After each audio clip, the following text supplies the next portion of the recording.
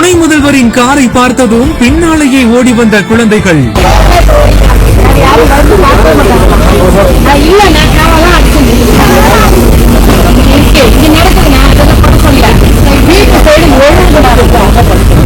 சட்டென காரை நிறுத்தி மக்களின் ஒவ்வொரு குறைகளையும் நிதானமாக கேட்டு உறுதியளித்த உதயநிதி ஸ்டாலின்,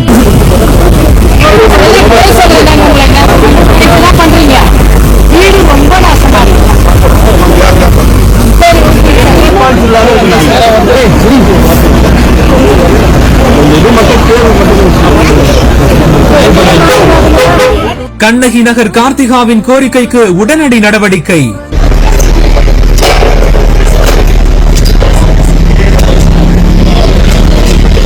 ஒவ்வொரு ஸ்பாட்டிற்கும் நேரடியாக சென்று அதிரடி ஆய்வு.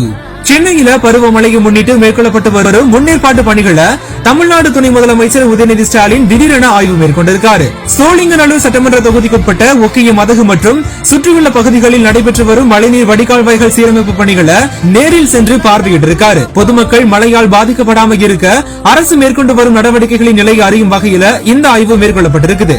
காரப்பாக்கம், கண்ணகி நகர் உள்ளிட்ட பகுதிகளில் நடைபெற்று வரும் பணிகள் குறித்து அதிகாரிகளிடம் துணை முதல்வர் கேட்டறிந்திருக்காரு.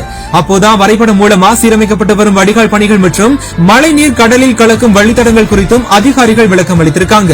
மேலும் கண்ணகி நகர் பகுதியில் புதிதாக அமைக்கப்படும் சிந்தட்டிக் கபடி கிரவுண்ட் பணிகளையும் துணை முதல்வர் பார்வையிட்டிருக்காரு. கபடி வீராங்கனை கார்த்திகா விடுத்த கோரிக்கையின் அடிப்படையில் இந்த பணிகள் தொடங்கப்பட்டது குறிப்பிடத்தக்கது. இந்த ஆய்வின் போது மலை சிறப்பு IAS அதிகாரி, சென்னை மாநகராட்சி மேயர் பிரியா, சோழிங்கநல்லூர் சட்டமன்ற உறுப்பினர் அரவிந்த் ரமேஷ் மற்றும் துறை சார்ந்த பல அதிகாரிகள் கலந்து கொண்டிருக்காங்க.